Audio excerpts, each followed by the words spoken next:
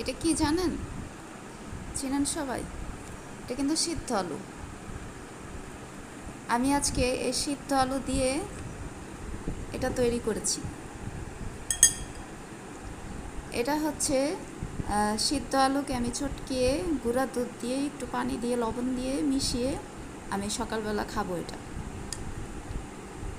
এখানে দুটো সিদ্ধ আলু আছে। আমি আমার ব্রেকফাস্টের জন্য এটা নিয়ে নিয়েছি।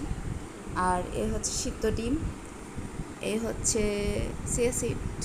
চিয়া সিড, তারপরে এখানে ইসবগুলের ভুসি আর ফ্ল্যাক্সিডের গুঁড়া আছে। আমি এইটা খাই। ফ্ল্যাক্সিড খাওয়ার উদ্দেশ্য হলো চুল পড়ে যাচ্ছে, চুল পড়ার জন্য খাচ্ছি। আর চিয়া সিড আর ইসবগুলের ভুসি তো কী কারণে খাই এটা তো আপনারা জানেনই, ওই জন্য খাচ্ছি। আমার শুকানোর তো কোনো ইচ্ছা নেই, কিন্তু